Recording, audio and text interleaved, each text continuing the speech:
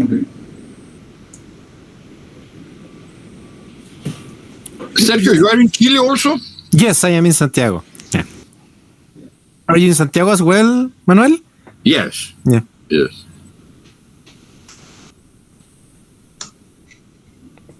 It's a depressing time to be in Santiago. I moved from New York to Chile not that long ago, and all my friends in New York are without masks, enjoying the weather, going outside, going to restaurants.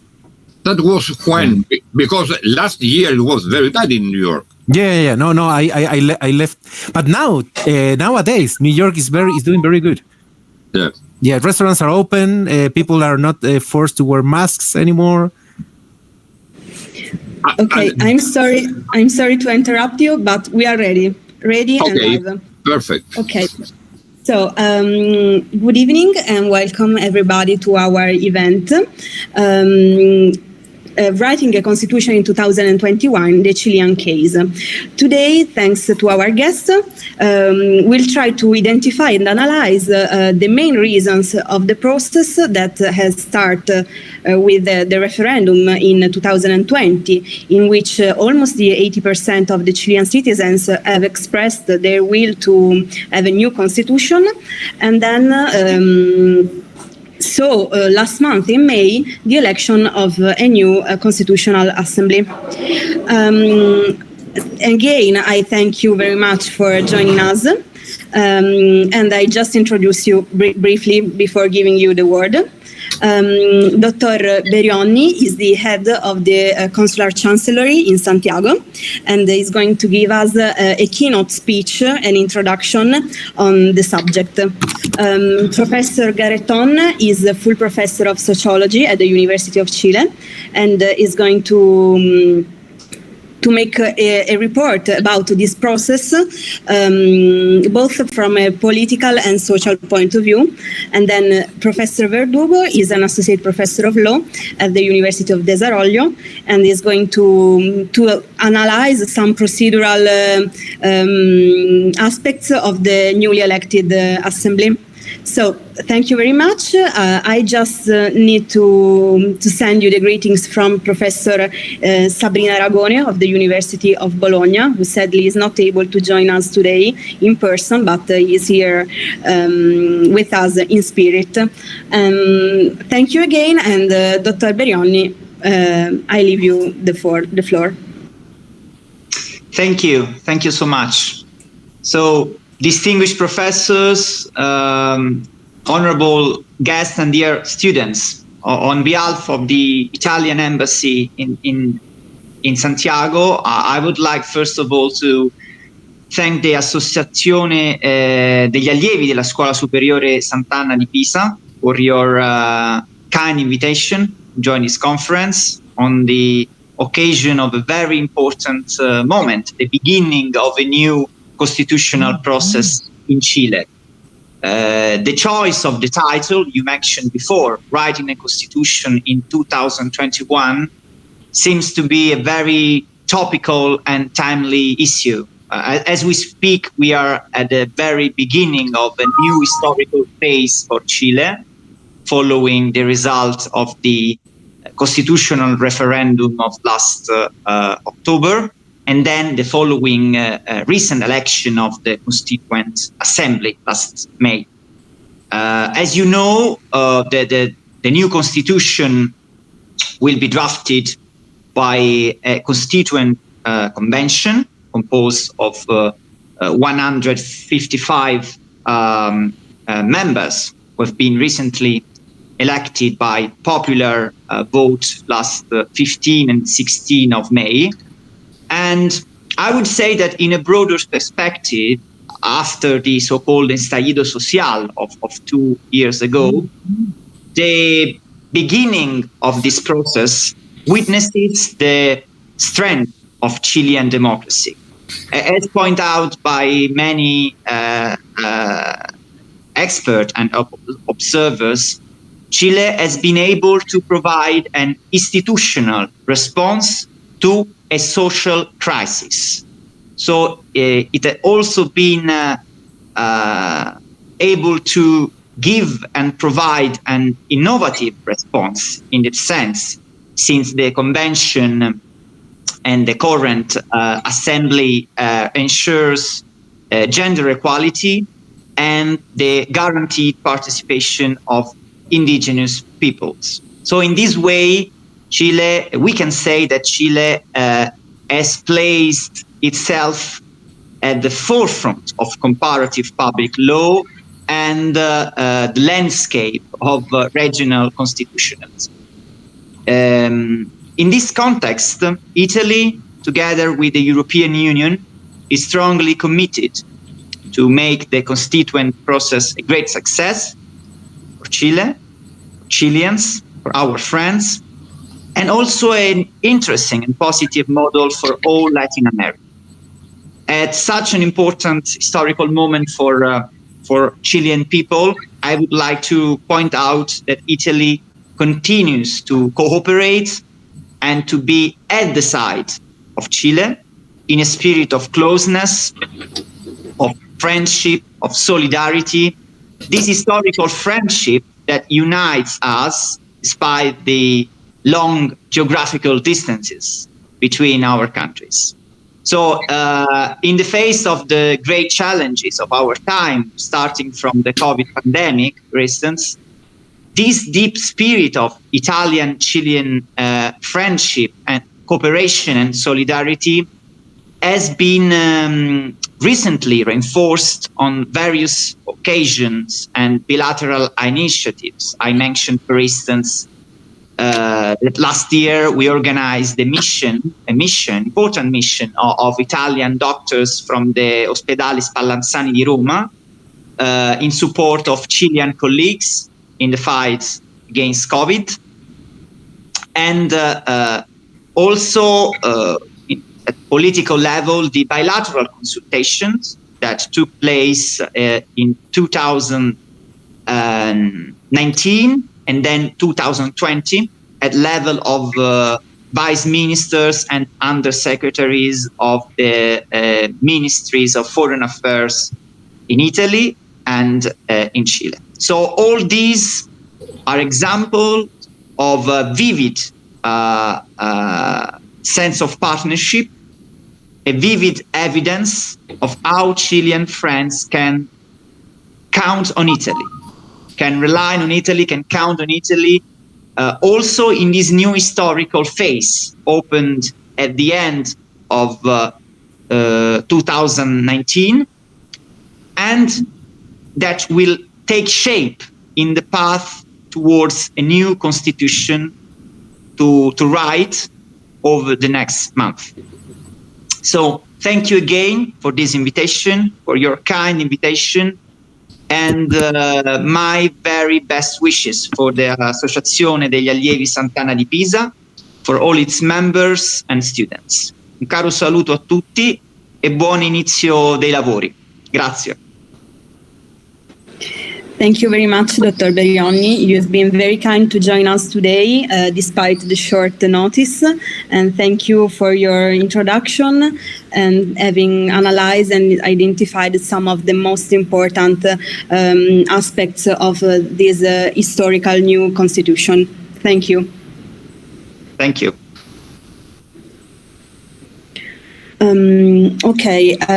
I think we can go on with the intervention of Professor Garreton. If you're ready, I leave you the word. Well, thank you very much to the Associazione d'Allievi della Scuola Superiore Sant'Anna di Pisa. Excuse for my bad pronunciation. In Italian is like my bad pronunciation in English, but things are in this way. Thank you very much for this invitation. I think that what is going on today in Chile must consider three element of background, if you want, three process, three situations. First is the character and the legacy of the military dictatorship from 73 to 1919. The Chilean military dictatorship was the only in Latin America in the wake of new military authoritarianism or new military dictatorship that were especially in the south of the country, was the only that was able, by force, undoubtedly, to create a new social economic order. That was not the case of Brazil, Argentina, Uruguay, etc. They were very repressive, like the Chilean. But the Chilean used this repression in order to create a new social economic order that is called, very in general terms, neoliberalism. It was Margaret Thatcher 1000%, and without democracy and with repression. That is very important. What means the socio-economic order that the dictatorship creates is that there is no single aspect of the daily life of the Chilean people that is not affected by this kind of constitution of society. I'm not talking still about the text of the constitution, but about the fact of how society is constituted. And that is the core, is that the private over the public, the market over the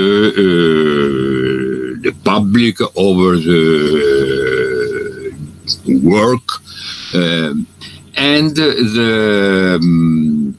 the individualism as the main engine of the society. But that cannot be built without repression and without a very high level of concentration of wealth and power. So the Chile was at the beginning, at the end of the Allende government, was the second country in equality in Latin America. At the end of the military dictatorship, Chile was the second country following Brazil in inequality in Latin America. So that is very important to have in mind. But this socio-economic order was crystallized, if you want, in a constitution. That is, the Constitution of 1980 imposes in a plebiscite with fraud, in a non-honest referendum in 1980. This constitution is, metaphorically, if you want, is the institutional projection, and that is very important, the institutional projection of the La Moneda bombing, is the institutional projection of the crimes and violation of human rights, of of the human rights, and is the consecration of the socio-economic order. But this constitution, because of the situation of that moment, was one that tried to maintain forever an authoritarian regime, to pass from a military dictatorship to an authoritarian regime, maintaining Pinochet at power in a plebiscite, through a plebiscite, where the only candidate would be Pinochet. So we have first refoundation of the principles of living together of the Chilean society by not only the economic measures and the economic system, but crystallized in a constitution. That is the first important thing. The second one is that the transition, that is passing from a military dictatorship to what I have called, there is no time to discuss it, an incomplete democracy, that is, went with the military dictatorship, and to generate a democratic regime that was through the plebiscite in 1988 and through elections of a coalition, a center-left coalition in 1990, that start a period of what has been called 30 years of democratic government. This democratic government, mainly the coalition of center-left, with one interruption by a right-wing government, but a democratic one, during the period, especially during the period of what is called the concertation, this center-left coalition, it was undoubtedly a very large, important improvement of the material condition of the people, and also the existence of all the freedoms of a democracy. But two main things were not changed or substituted. First, the principles of the social economic order created by the dictatorship, that is, the neoliberal model. Some reforms, and some important reforms, that corrected the neoliberal system were put in place, but health system, educational system, social security system, labor system, regional or centralization of the country, all that remained with minor and very minor change, and in some case without any change. And second, the political system generated by the dictatorship that was established in the Constitution of 1988 80, even if you have some important and in some case crucial reforms, remained the same. That is a constitution, what is called a Constitución Petra. That is a stone constitution. Impossible to change. Well, these two things accompanied by a political style prevailing in the elites. Also, what we can tell the trap of the success. That is the material and economic and social success in some very important aspects, especially reducing poverty.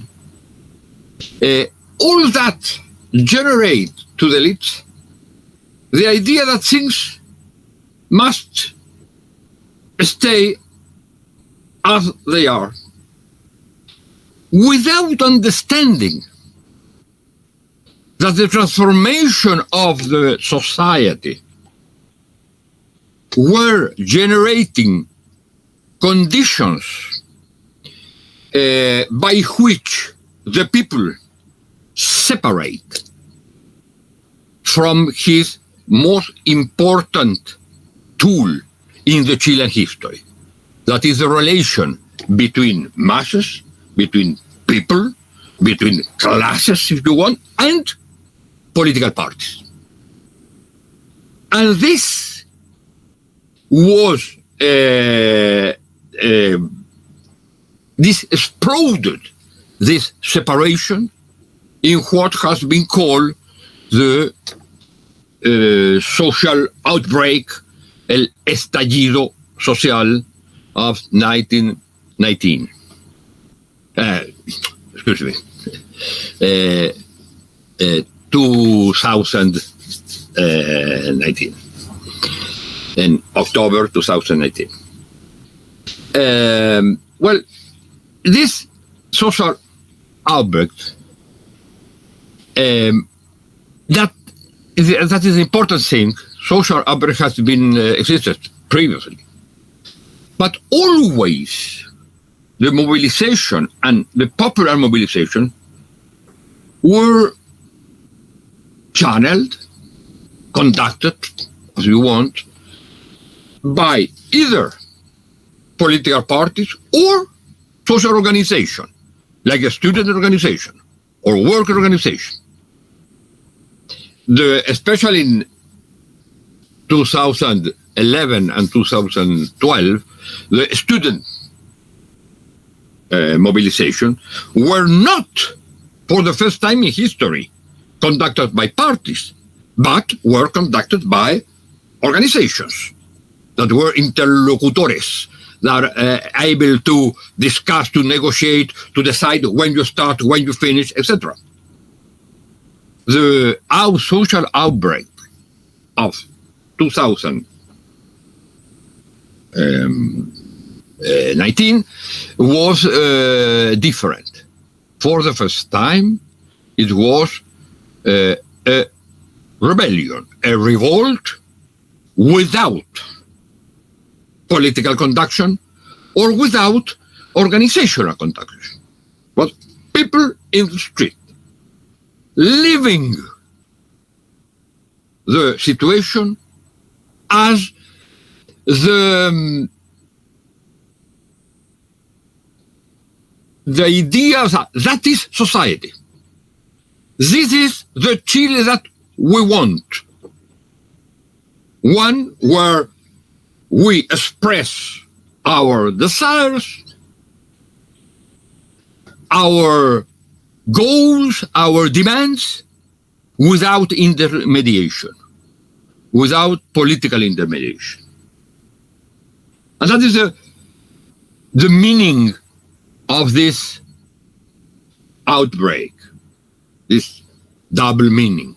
On one side, we are tired of this social order.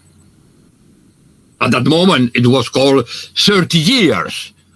We are tired of 30 years, but it was more than 30 years. We are tired of this order, and without a project. It was a reject, but not a project.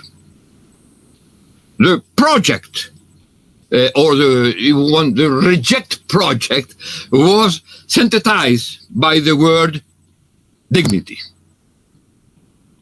We will be here until dignity becomes a custom, becomes something that always will be prevailed. And so that is the first meaning of the outbreak.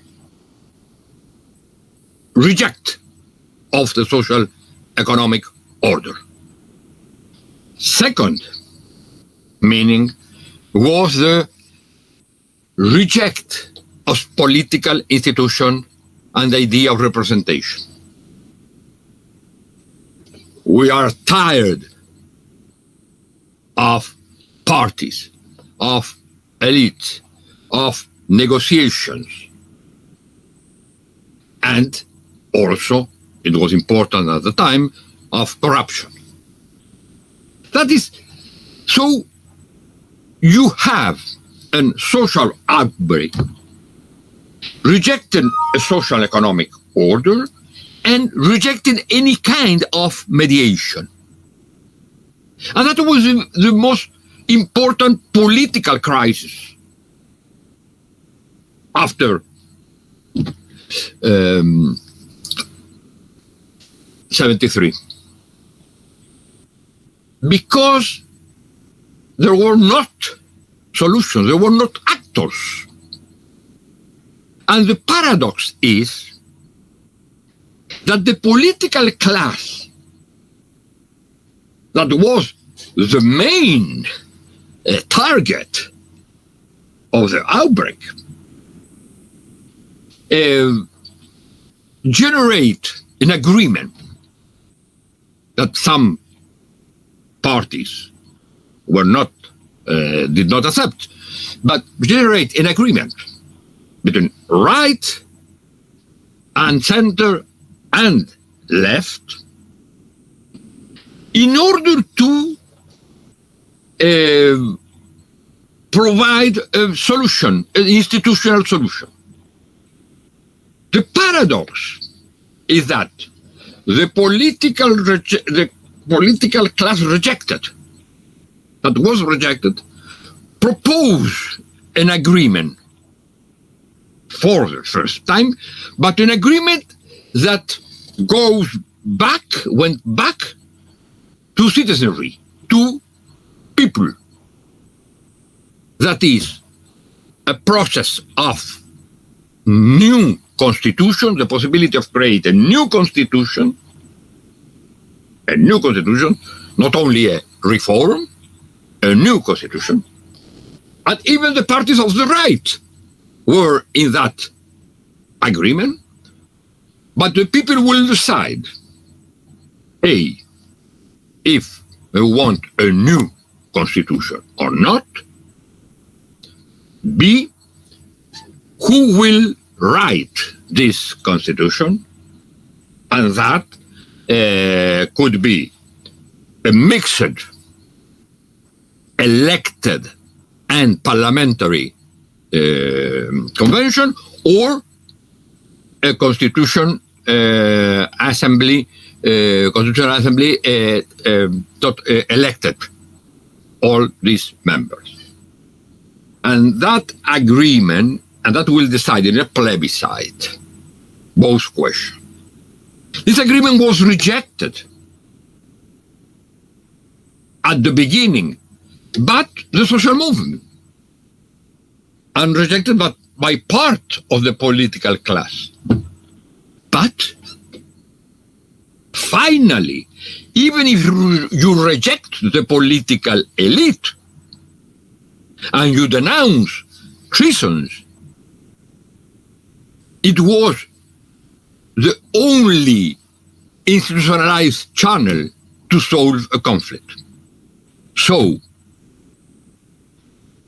it was accepted, in fact, even if you rejected in your discourse, in your speech, that was accepted by everybody. And that was the process that initiated the process of, and that is very important, not of reform a constitution, but to substitute a constitution. And in this sense, and listen, I don't know how much time I have. I think maybe 5 more minutes.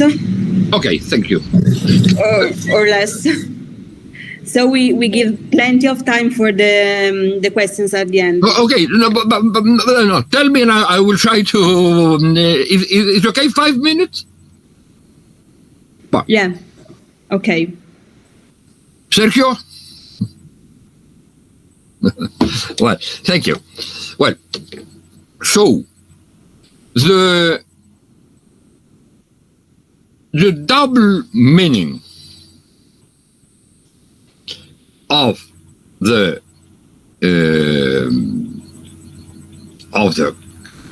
conflict was, of the social outbreak, was expressed in the question of the plebiscite. Do you want a new constitution that will express a new socio-economic order? How do you want to do this? By political institution already existed, or to create a new elected assembly for that? And there is no time to explain why. 80%, as was told here, 80% of people said new constitution, totally elected. After that, some change in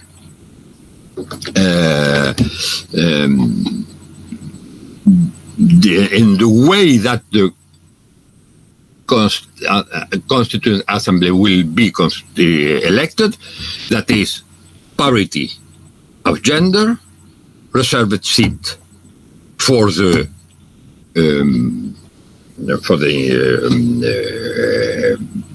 pueblos originarios. I don't know how you say that. I mean, for ethnic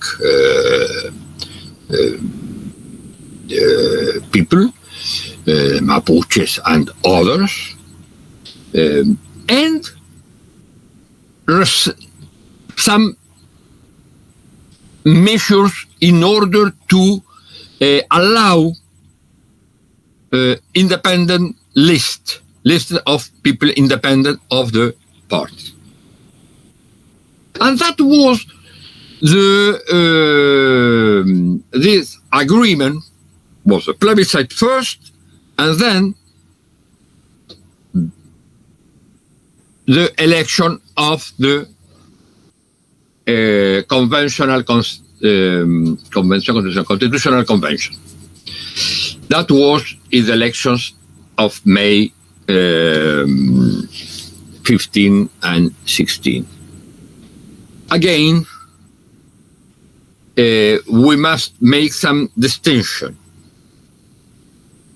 between the elections of municipal councils, mayors, and regional governors on the one side. That is a classic election, even if the governor votes for the first time. But you can read that with the old paradigms of left-center government opposition. And the results were very clear. enormous defeat of the right-wing government, of the right-wing sector, and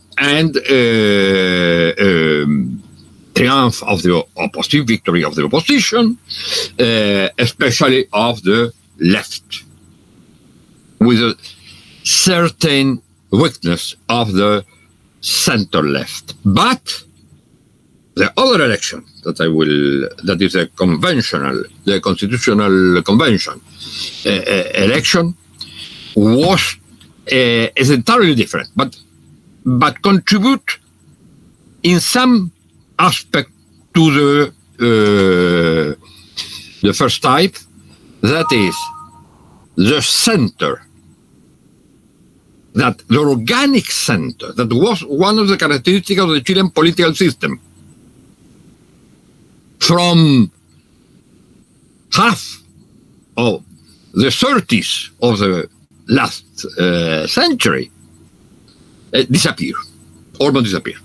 Not in the election of municipal council, regional governors, and mayors, but in the convention. Because the election of the Constitutional Convention shows something very, very different. The same electorate, same people that vote for the first three elections, vote entirely different for the conventional constitutional convention.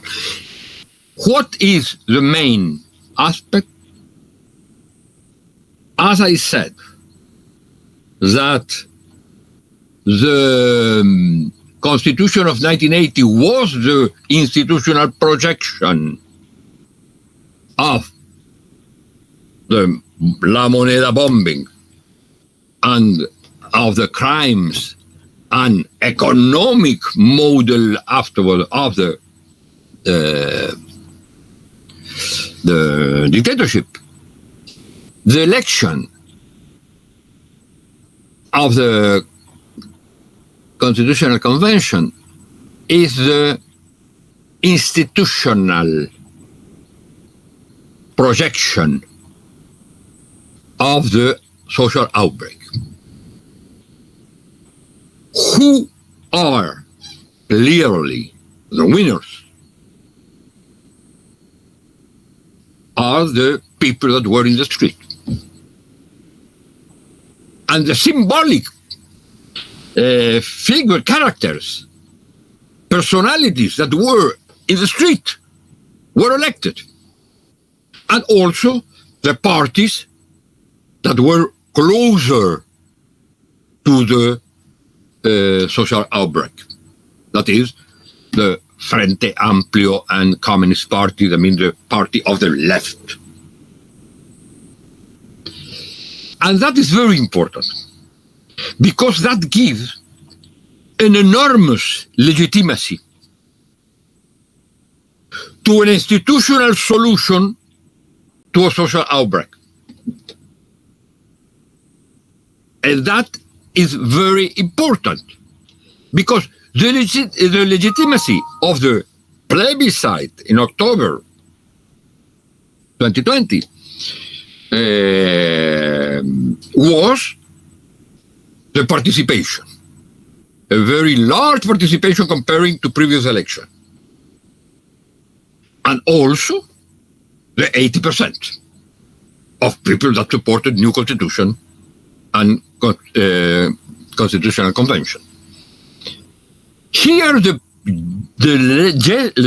legitimacy is especially is twofold also. First, it's not participation, because it was a decrease in electoral participation. Almost 1,500,000 people less than in the plebiscite. But diversity. That is, the people that generate this crisis, this new process, were the people elected, were the winner in the election. And that gives an enormous legitimacy to the convention. And second, I would say also the content. And that is the last question that I want to mention. I think that the Constitutional Convention will start with a floor, because it will be very difficult, and that gives legitimacy to this project. It will be very, very difficult to go backward. The recognition of indigenous people, the parity of gender, the socio-economic, the ecological principle, the social rights protected and guaranteed by the state, the decentralization and regionalization of the country, the public property, the property by the state of all the public goods. That is, a dramatic change will be in the health, pensions, education, but also water, etc. So you have these two aspects. The main actors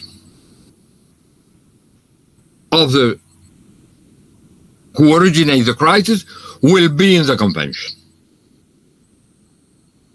Second, you have, I would say, a floor of principles, because there is no capacity of any group to veto the possibility of change in an organized way, because the right wing didn't reach the 1/3 of the vote that could allow veto. So the problem now. I'm so sorry. I'm so sorry to interrupt you, but I think we must leave the floor to Professor Verdugo. Okay. I'm sure that these subjects will be discussed later with the questions from the public, and I have a question that I'll ask you later. So thank you very much. It was really interesting, and I'm sure we can deepen it just after Professor Verdugo's speech. Well, thank you very much for the invitation. Especially thank you to Professor Giuseppe Martinico for the invitation, and to the Associazione Allievi della Scuola Superiore Sant'Anna de Pisa. It's a pleasure to be here, and also it's a pleasure and an honor to be next to Professor Garreton. What I wanted to do is basically to summarize what, in my opinion, are the two main goals that the Constitutional Convention should try to achieve.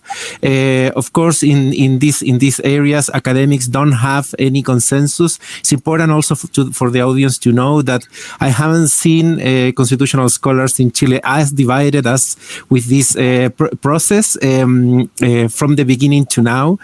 So there's really no unanimous academic consensus on how to assess the different normative parts of it, and also about the true nature of the process. So the two main goals that the process needs to try to achieve are, first, social legitimacy, and second, multipartisan agreements. I think that these two goals can be in tension, because if the convention doesn't have enough social legitimacy, people will see it as an elite bargain process, and because the elite is very lacks reputation today in Chile, this will harm the legitimacy of the process. But on the other side, we need elite bargainings to trigger the multipartisan agreements that are required for the convention to actually produce a new constitution, and a new constitution that can make democracy sustainable in the future. We can the literature here is really important, in my opinion, in the way that multipartisan agreements and elite bargaining are better to produce to secure producing liberal institutional arrangements in the content of the constitution. So we also need them for normative reasons, not only for instrumental reasons associated to the success of the process. But these two goals are in tension because, as I said before, if we enhance the multipartisan agreement side, then we lose social legitimacy. But if we only care about social legitimacy, we may lose the required multipartisan agreement. So the big challenge of the convention is to achieve an equilibrium in these two goals. So let's speak a little bit about legitimacy first. So Professor Garreton already spoke about it. Largely, I think the idea of legitimacy is, of course, contested in literature, and the way we're going to measure it is also contested, right? There's this electoral legitimacy that, as Professor Garreton rightly said, has not been achieved yet by the convention because of the low participation rate to elect the constitution makers, but it may be achieved at the end of the process by the exit plebiscite. But this is not the legitimacy that I care more about. We need to distinguish the kind of generations we are appealing to. If we want to design a constitution that will be that can be obeyed and it can identify the people in the future, we need to think of course also about the substance and about the content of the constitution. So we need to make sure that the current generation accepts the constitution, so the constitution can start being forced and can gain authority, but we also need to think about the future generations.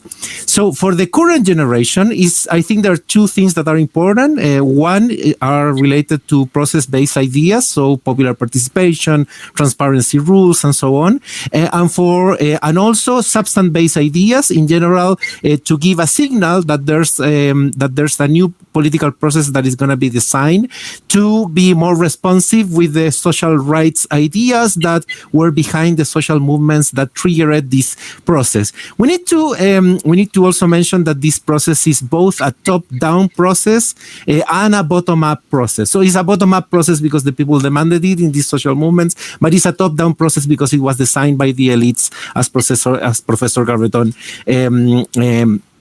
said. I think that the equilibrium between the two could achieve a good solution in the end. I hope so. I am more optimistic than pessimistic in this, but we need to make sure that the legitimacy could appeal to both sides. It's also important to understand what are the aversions of the process. If we follow, for example, what Kim Lane-Chappell and other scholars have tried to do to understand the nature of the constitution-making processes and the institutions those processes are designing, it is very useful to understand the negative models that these processes are trying to reject. Professor Garreton already mentioned that basically this constitutional convention is rejecting the Pinochet model, right? The 1980 constitution model. I think in general there are two aversions within this process. So the first aversion is the neo-Bolivarian processes that we have seen in some of the neighboring countries of Chile. These neo-Bolivarian processes have in common that they have used the constituent power theory to empower sovereign assemblies that have in some cases triggered governments that have harmed democracy in the long term. Chileans care a lot about this, and many rules of the elite bargain of November 2019 were a reaction to these neo-Bolivarian processes that are threatening especially the elites in Chile. Chileans know about these processes, in particularly about the Venezuelan constitution-making process, partly due and possibly because of the Venezuelan immigration we have had in the country, but for other reasons as well. So many people, especially politicians, are scared about following a path that is similar to Venezuela. I don't think that Chile will follow the Venezuelan path if we look at the composition of the convention in Chile and the Constituent Assembly in Venezuela. peninsula, you will notice that one is highly fragmented, the Chilean one, and the other one is was highly dominated by the Chavez supporting coalition. So the two-third rule in that case served the purpose of consolidating the Chavez coalition, but in Chile the two-third rule will serve another purpose, which is hopefully to achieve multi-partisan agreements. The big challenge will be to achieve those agreements in the first place. But the aversion to this neo-Bolivarian process is important because it's helpful to understand the way the process was designed, the electoral system that was imposed, and so on. The other rejection has to do with the 1980 constitutional model.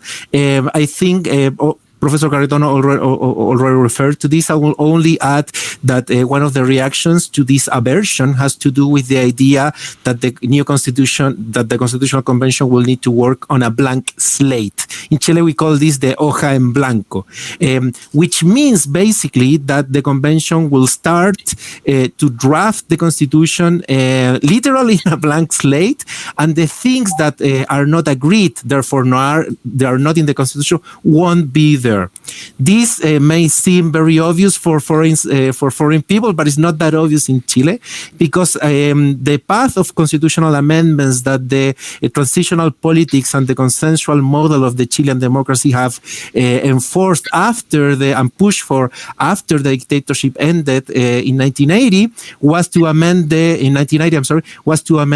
constitution by consensus, and therefore when there was no consensus, the default rules were benefiting the Pinochet model. Now we will not have default rules that will benefit one position over the other one. So the idea of the blank slate is a rejection of this 1980 constitutional model. And if we believe in the constituent power theory, I think it's an authoritarian theory, but some people really believe in it. The best way to read the constituent power theory, in my opinion, in the case of Chile, will be to link it with this idea of the blank slate.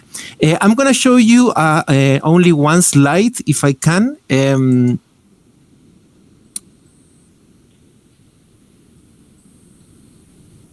Here, do you see this? Can you please confirm it? Yeah. Yeah. Okay. Perfect. Okay, so what I wanted to show here is, so this is the convention, okay? So the colors represent different factions within the convention. So you will see that there's no really hegemonic force within the convention. So multi-partisan agreements are going to be essential for the convention to succeed. And the biggest challenge has to do with the quorums that are required to achieve this agreement. So on the left part of the slide, you can see different quorums. So the first quorum is 2/3, 104 delegates of the convention out of 155 needs to be achieved to two things. First, to approve the norms of the new constitution, and second, to approve the procedural rules of the convention. The second quorum is the third, right? The 52 votes that are needed to veto something. You will see that no faction, as Professor Garreton said before, has achieved the veto power to do this. Of course, if you start counting the left-wing factions that you can see within the convention, maybe they can build a bloc, but I think it's highly unlikely that will happen in all matters, at least because they're very divided and there are different agendas within the convention. Then there's the 1/4 quorum, which is necessary to file complaints in the Supreme Court. So the convention has certain procedural limitations that are enforceable in the Supreme Court, and you need 39 votes to file these complaints in the Supreme Court. You will see that no faction has this quorum. And then you have simple majority, 78 votes that are needed to approve other matters. Probably we don't know yet how this simple majority is going to be used, because the procedural rules of the convention haven't been approved yet. The convention needs to approve them. So we don't know whether, for example, the plenary of the convention is going to be able to use this rule to approve, for example, the creation of new committees. But it is going to be used, this rule, to appoint the president and the vice president of the convention. So in this slide, you can really see how this is going to be a super hard task, right? So the conditions for the negotiation negotiations are going to be essential for this. If we don't have conditions for the negotiations to succeed and for rival politicians to build trust among themselves, the convention will fail. And this is very important this is very important to consider because then we can see that we need to take seriously this second challenge, this second goal, not only the goal of social legitimacy, which is the goal that are concerning most of the scholars that are following the process. I think that this second goal is actually the one that is harder to achieve. So then it's important to distinguish the kind of rules that are going to shape the conditions that are going to make possible or less possible for these multipartisan agreements to be achieved. So first, we have the rules of the convention that are included in the current constitution that were part of the November 2019 agreement. So they define deadlines, they define certain limitations. For example, they define the quorums that I showed you, but they don't define the participatory mechanisms that many constitution makers want to incorporate. They don't define the decision-making procedures. So we know the quorum, but we don't know how the quorum will operate. We don't know, for example, whether there's going to be one round of discussions on single topics or whether we're going to have more than one round of discussions. We don't know whether there's going to be a final vote of the whole constitution in the end or not. And we just don't know these things yet. And then we don't have any rules about the committees. So the biggest challenge of the multipartisan agreements need to be addressed by the same convention when bargaining about the content of the rules that are going to be part of the so-called reglamento of the convention. This is why, if you're interested in the Chilean process, I will suggest you to follow the negotiations of the reglamento, because partly I think the success of the convention will be defined by having a reglamento that enhances the cooperation and incentivizes, stimulates cooperation and reduces the problems of moral hazards and other issues. So I wanted to speak a little bit about the type of agreements that can be achieved and what the different options, the procedural options of the process that are available for the constitution makers to include in this reglamento can enhance or not these types of agreements, right? So this is a simplification, of course. For academic purposes, I think the simplification is useful, but it is a simplification. So I think there are three big type of agreements that can be achieved. The first one is silence. This is very common. We disagree about something. We don't need to regulate it. So we just move on. We agree to disagree. Tom Ginsburg and Rosalind Ginsburg have a paper about this type of agreement, right? They believe that this type of agreements involve postponing a decision to future legislators. So the silences in general empower legislators and future majorities. They can be very democratic in this way, but they're not always desirable. So sometimes they are desirable because in moral issues that divide the society, for example, maybe these issues can threaten to gridlock the convention. In those issues, silence could be desirable, but we don't want to have silences in the cases of crucial institutional arrangements that are key for maintaining democracy in the future. Also, we don't want silences in crucial areas of fundamental rights or matters that are connected to the social demands so highly that not having them in the Constitution could threaten the legitimacy of the convention by itself. So this is the first type of agreement. The second type of agreement is abstract language. So we can, for example, agree on a language of something, even though we can disagree in the content of that language. So we can all agree on dignity. We can all agree on reproductive rights of women, for example, but we don't necessarily agree on how judges should enforce this rule or should interpret them.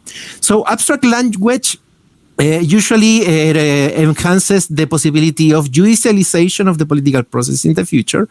So abstract language should be used carefully, taking this into account. Sometimes abstract language is useful for symbolic reasons, for expressive reasons, for legitimization purposes. It can be used also to solve gridlocks.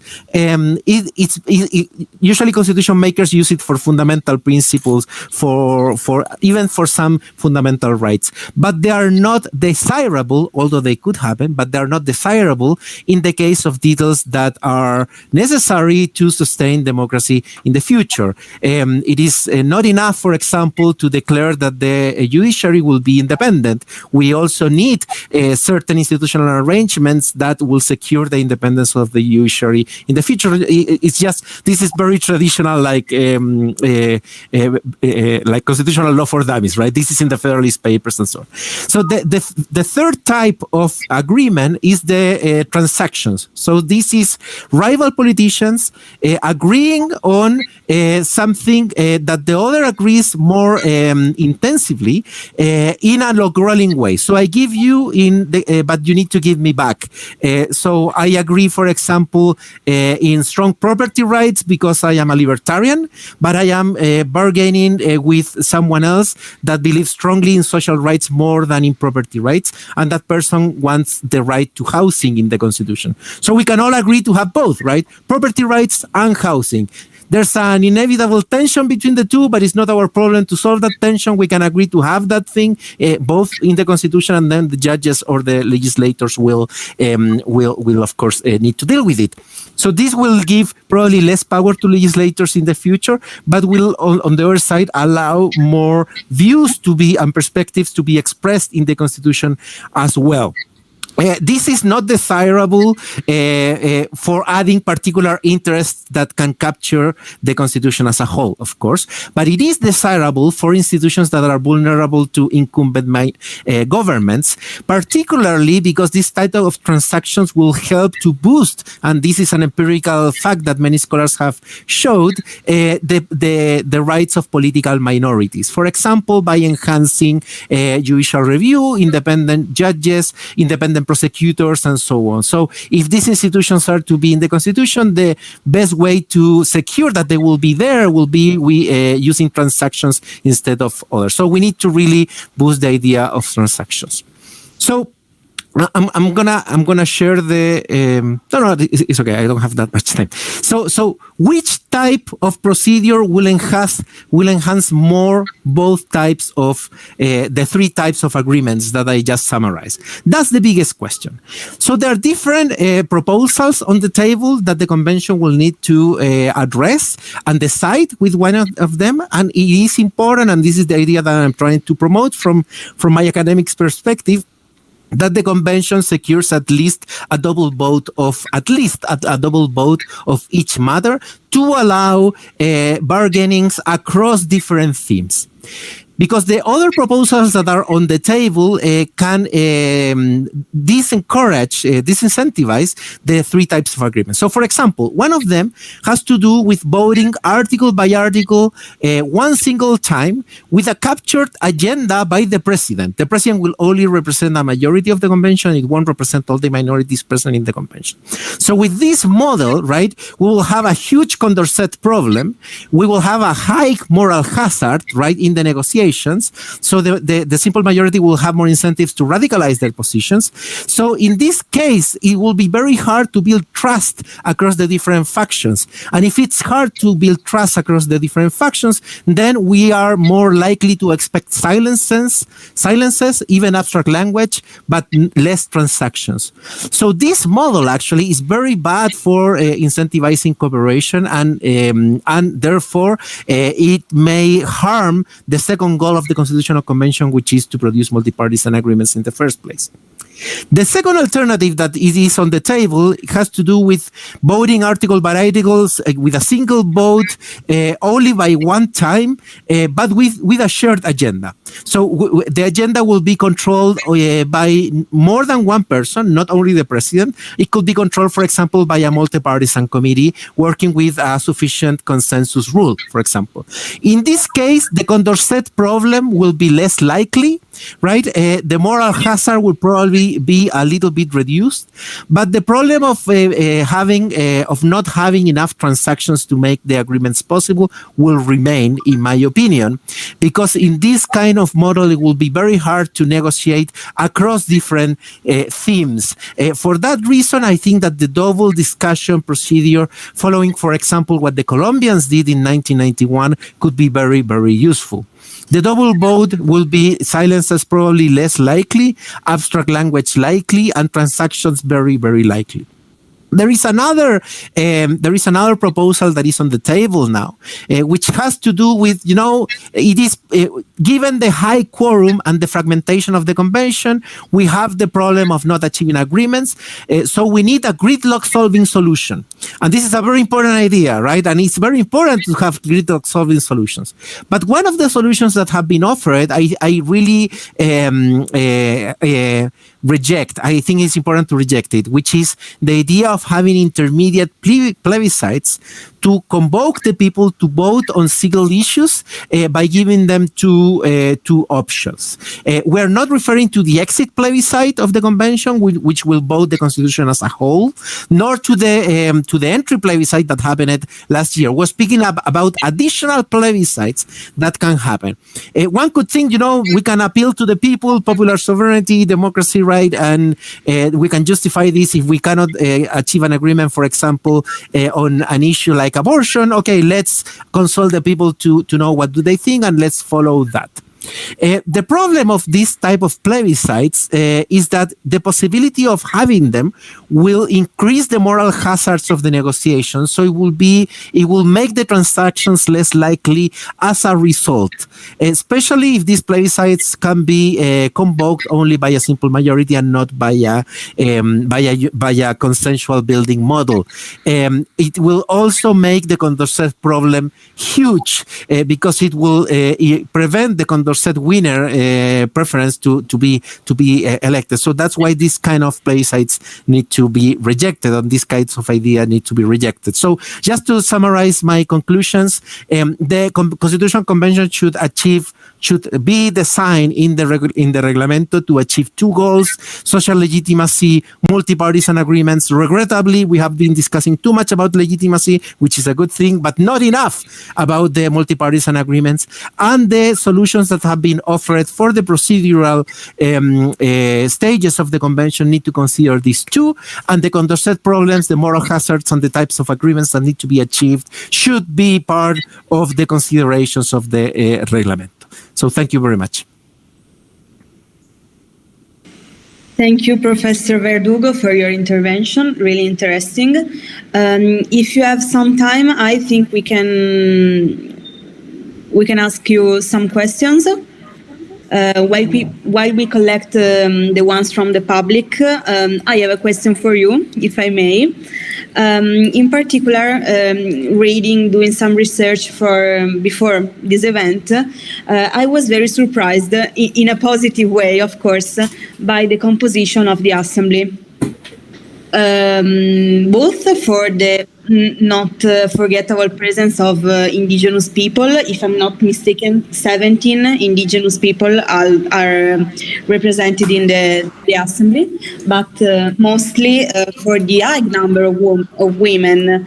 The number of women in the assembly is so high that it's the number of seats that was reserved to them legally is lower than the number of seats they have in fact won.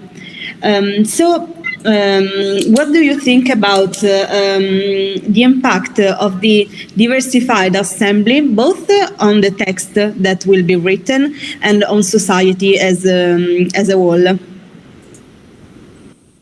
Sorry, perhaps Professor Garreton want to answer? Oh, go ahead. Okay, so if I understand well the question, so you are asking about the composition of the the composition of the convention was modeled on the Chamber of Deputies. This was part of the agreement of November 2019. The parties wanted to secure that they will have an influence over the process, but they failed to secure this in the end, partly due to the way the independents were succeeding to win these elections. The entry costs for independents to present themselves into the procedural to the electoral processes were lowered. So this explains partly of that, but also I think we can hypothesize that the success of the independence has to do with the rejection of the elites, right, and of the political party system. I think this is This is probably an accurate explanation of what happened, but I think it's something to be worried because there's no representative democracy that can work well with parties. Parties lower the cost of the transaction costs, and they also lower the cost of information. They are very important for representative democracy. So the Chilean democracy is now into question, I think, because of the weaknesses of the party system, and I think the convention will probably be part of this process of renewing the political elites of Chile, and I hope that the party system can get strengthened in the future as well. The gender parity rule, if you look at the numbers, it is true that it benefited more male candidates than female candidates because more female candidates were removed to give space to male candidates. But this is, I think, the wrong way of looking at the gender parity rule, because the way the gender parity rule promoted female participation has not to do with the exact individual result of the woman that we are taking away from the convention to put the man, but it has to do with the incentives it gave to the parties and to the other political alliances to nominate more competitive female candidates. So what we had in Chile before for electing the Congress was not a parity rule. We have a quota, but it's a soft quota only for the candidacies, not for the results of the elections. That quota was used by the parties. They were just filling the slots of the females, the candidates that they needed to fill out with less competitive candidates that didn't have enough funding and so on. But now that the gender parity rule made sure and made predictable for the parties to know that half of the convention or a little bit less than half of the convention was going to be composed by women, pushed the parties to actually look for the best possible woman to nominate and to fund them. So the result in the end, in my opinion, was still beneficial for the feminist agenda, this parity rule. May I say something? Yes, of course. Thank you. I think that I will not follow on the more procedural analysis that was very interesting made by Sergio Verdugo, but I think that we have here one example of what I call the floor for the next constitution. I think it would be impossible to go backward on the parity, gender parity principle. I think that one element will be that in all the structures of power structures in society, you will have in the future, after the Constitution, gender parity. It's very difficult, and that was written by some analysts about that. It's very difficult. If you have obtained the gender parity on for the Constitutional Assembly, Constitutional Convention, it's very difficult to go backward in other aspects. So I foresee the parliament, judiciary, post of government, but also boards of universities, at least the public one. In all the aspects you will have gender parity, because it's no a minor thing, that it is the first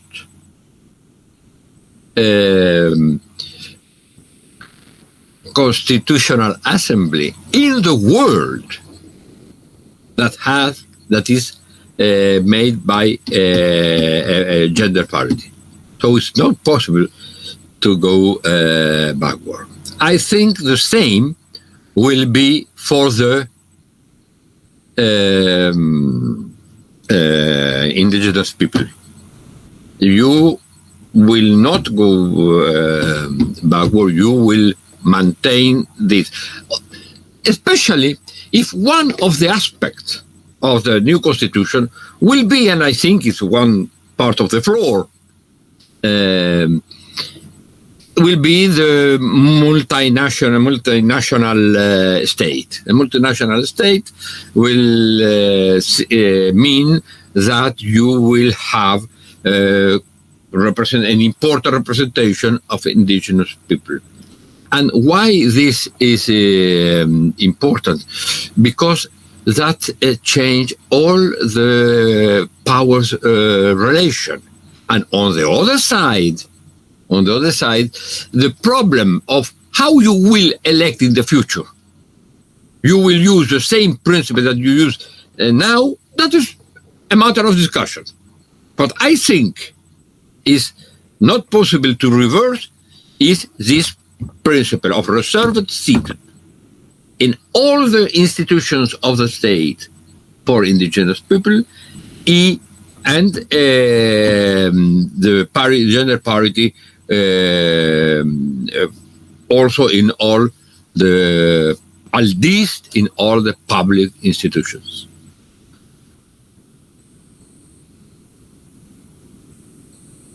Thank you very much. I have another question from the public. Maybe this time, Professor Garreton, you can answer first. I read it. Okay. Thanks to all our guests for the brilliant interventions. While preparing for this webinar, I looked through the press for some news about the Chilean Constitutional Convention. I noted that while the European press tends to welcome the Chilean constitutional process with confidence in the democratic future of your country, the US press is usually more concerned about the possible economical consequences of a center-right-leaning assembly. What is that, in your opinion? The economic consequence?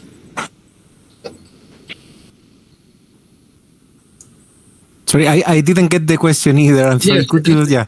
Yeah. Okay. The question wants you to suggest us why the U.S. press is more concerned than the European press about the fact that that the assembly is mainly center-left oriented. Well, I suppose I cannot judge why the American press made that, but I would say that normally the U.S. press is more conservative. Normally is more preoccupied by the economic aspect than the other aspect, because that relate to the interest of the United States. That is the reality. But the main problem here is, I think, that at the beginning, and it's the case of the election of Peru at this moment, for example, there is some what the people today call the nervousness of the market. As the market were persons, so can be nervous. That is a stupid thing, but this is a language, is a normal language. So the question is, at the beginning you will have a reaction of some fears from the economic powers reflected in the press. That is normal. But I think that one important thing is, first, that the Chilean economic powers have lost their political support that was the right. The right was defeated, and economic power is still there. So I think that one important thing will be in the future the negotiation directly of economic powers as de facto powers with the political majorities. And it seems to me that it will be impossible not accept that the concentration of wealth and economic power in Chile is absolutely unbearable. To give an example only, if you have the distribution of income distribution before tax is slightly different in Sweden than in Chile. But if you have this economic distribution after tax, Chile becomes a lot of time more inequality than Sweden. So the rich are not paying taxes. And also and always, all the transformation, a kind of transformation that you need, will need a distribution of wealth that means more taxes for the rich, that all the European press and European Association of Businessmen or business people say that the distribution of the income policies in Chile, the income distribution is absolutely unacceptable. So it's normal, this kind of reaction. Thank you. I don't see Professor Verdugo in this moment. I hope he can hear us. No, but I'm here. Yes. Okay, I just see a black space, but okay, that's perfect. That's weird. I'm sorry. Maybe I did something. Don't worry. It's okay. It's fine. I see you. If you want to answer the question, and maybe later I can ask you just one more question. So. Yeah. No. Just to. So I don't know why the foreign press, the non-Chilean press, is reporting in one way or the other. But I think a useful thing to know about the media and how they are reporting Chile is that they have different audiences, right? So I have seen that the more the media that is more interested in the economic side of the debates are more interested in the issues of uncertainty. Of course, constitutional conventions create uncertainty, right? And they care a lot about the narratives that are influencing the convention in how the Chilean market system will be after, right? One thing that was very interesting for media like the Financial Times and others was the way the convention will probably replace or change or modify somehow the pension system in Chile. The pension system in Chile is very important for the market-oriented policies of the country, because the pension savings of the Chileans have been used to invest a lot in the economy, and is one of the explanations of what some economists have called the Chilean, economic miracle. But of course, these issues will vary according to what the audience of the press is. Okay, thank you very much. If you have still 5 minutes, maybe I can ask you one last question. Of course. Okay, I read it. Usually a constitution comes after a revolution, the fall of a regime, and so on. This constitution will come with delay with respect to the transition to democracy in Chile. Will this have an impact on the values which the constitution will include? In which aspects will it be more mature, and in which aspects will it be deficient? So I don't think it's very easy to predict what the content of the constitution will be because of the way the majority rule and the different functions will operate, as I explained before. But I think it is true that Chile will be probably an outlier case because most countries finalizing an authoritarian regime change their constitutions right away or call a constitutional assembly right away. So the Chilean case in that sense is a different one. There's a small set of countries that have changed their constitutions during democratic settings. I think one of the lessons maybe that we will need to discuss in the Chilean case is whether the constituent power theory, which justifies dismantling the institutions of the previous non-democratic regime on the basis of the popular sovereignty of the people, is actually should have, from a normative way, the same impact in a country like Chile that has functioning democratic institutions. I know that some people, and Professor Garreton probably is one of them, are very skeptical of the institutions because the institutions that we have now were modeled during the Pinochet constitution and in the consensual politics that followed the dictatorship during the transitional years. And this, of course, were influenced by the politics that were designed originally. But my view from that assessment tends to differ. And tends to differ because I think that the kind of political system we have now differs a lot from the political system that was designed during the dictatorship, partly due to the length the presidents last, the electoral system to elect the Congress, the dates of the elections, and so on. There's a cocktail of institutional arrangements that have made this system now a multi-party system with very low party discipline, which is of course very different from what Pinochet and his allies wanted to do.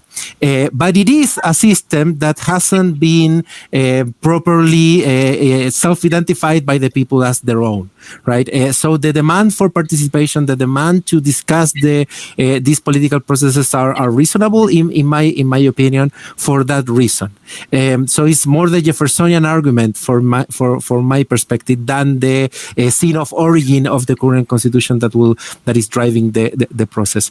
I think that both narratives that I summarized before, this more revolutionary narrative that is part of this constituent power theory and social rights and so on, and the other one which seeks more institutional continuity, which is to preserve institutions like the autonomy of the central bank, like the independence of the judiciary and so on. These two narratives have tensions, but they are both present, and I think probably, this is only a speculation, the content of the new constitution will be a reflection of a transaction between both views.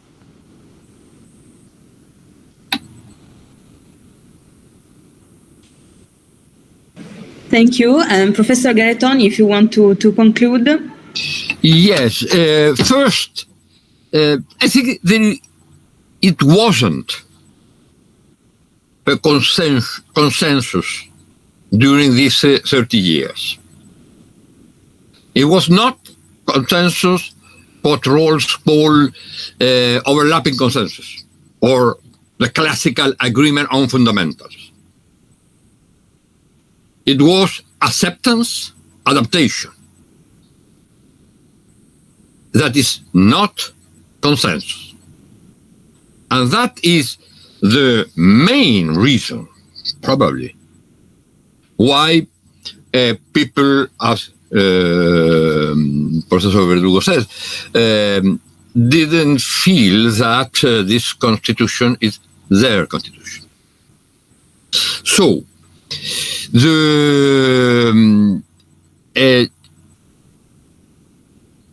we will have 30 or more years after of delay in order to do what normally you do when you have a process of transition from dictatorship to democracy. But what is important is that this situation today is an opportunity that perhaps not all the countries in Latin America have. And this is very important. The election in Peru, for example, will solve the Peruvian problem? Probably not. And you don't have any country suffering an important crisis with a possible road of solve their constitutional problem, in the sense not of the text of the constitution, but of the way that the society constitution. So this is a moment of possibility, what the political scientists call a critical juncture. But it's more than a critical juncture. The problem is to transform a critical juncture in a refoundational moment, in a process. And this is the big chance that Chile had. It's an opportunity. There are tensions very important, and I think I can summarize the tension on the first side. You have what I call the floor of principles against the current constitution. But on the other side, you have the lack of a sense of a polis, of a political community, where the crisis of representation is enormous. And so where different groups or individuals take their demands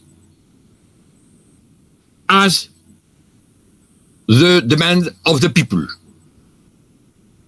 So the two things that this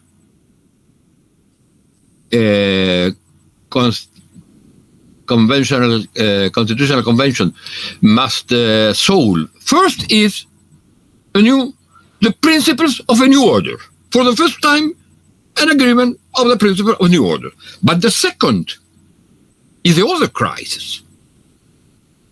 Is the crisis of the relation between politics and people. And I think that there is most agreement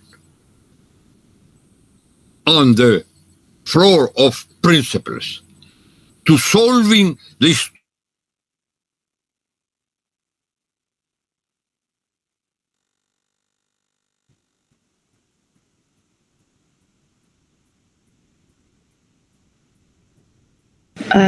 I think we may have a little technical problem.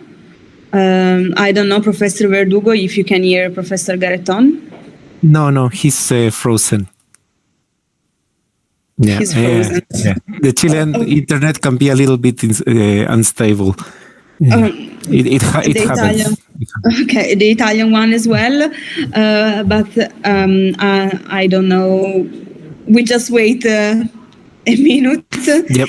My issue, Aurora, I'm sorry, but I need to get going soon. We're already past the time, so maybe it's time to just close.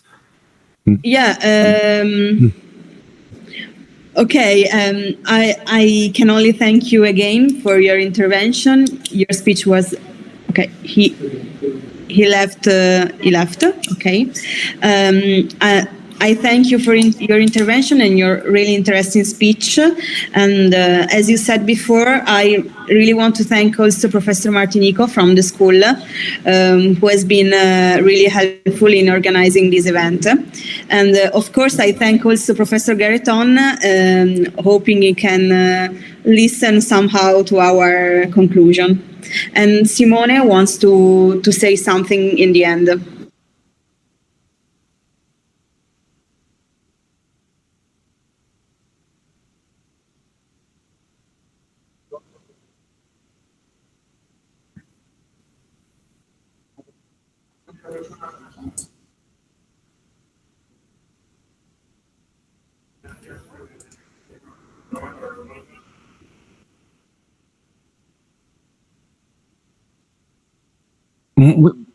Muchas gracias a ustedes por la invitación. Que estén muy bien. Adiós.